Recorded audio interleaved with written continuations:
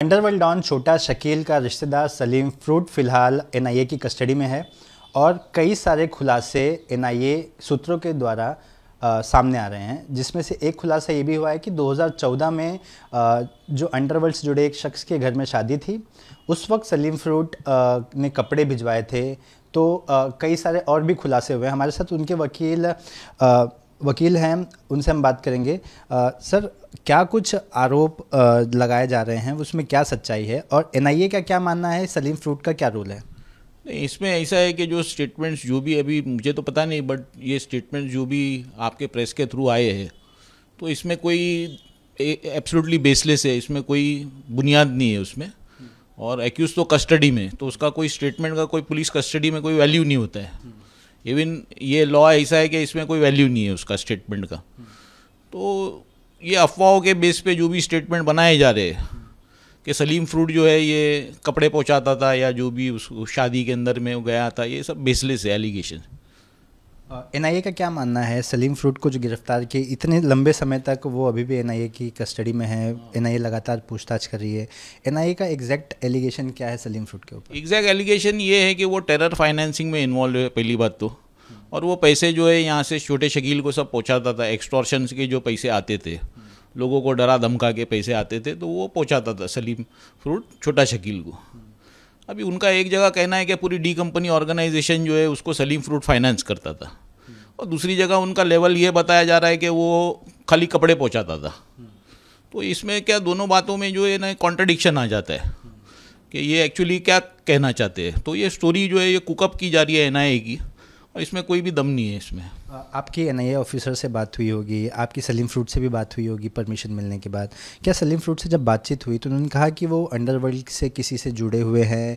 Last time कब बातचीत की थी, कब से वो कनेक्टेड नहीं हैं? क्योंकि छोटा शकील उनके रिश्तेदार हैं, तो कभी छोटा शकील से बातचीत हुई?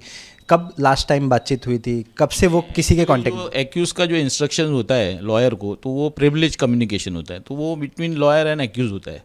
लेकिन मैं आपको इतना बता सकता हूँ कि उनका जो बोलना है ना डिफेंस ऐसा है सलीम फ्रूट का कि भाई मेरा जो है, मैं एक छोटा बिजनेसमैन हूँ, केमिस्ट की दुकान है मेरी, और इसके अलावा मैं मेरा रिश्तेदार होने के अलावा मैं छोटा शकील से उनका कोई संबंध नहीं है।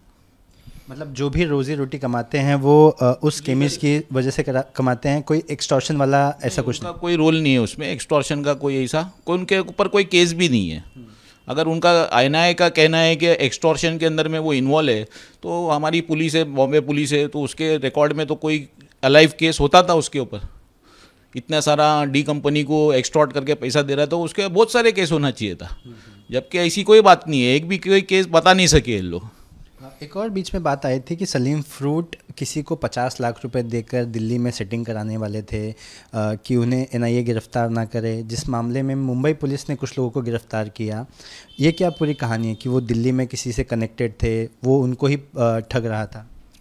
नहीं, एक्चुअली वो कुछ एंटी एक्सटॉर्शन सेल ने एफआईआर कुछ दर्ज किया था, और उसमें कोई एमएलए को भी चीटिंग करने की कोशिश की गई थी। वो दोनों अलग मामले हैं? नहीं, वो सेम मामला है। अच्छा। वो सेम मामला है, मेरे पास मैंने एफआईआर कॉपी भी है उसका। जो एमएलए को जो 100 करोड़ की उन लोग ने डिमांड की थी, और वही लोग जो है वो इसमें इन्वॉल्व है। अच्छा। जो सलीम फ्रूट को चीट करने में ऐसा वो लोग इन्वॉल्व है।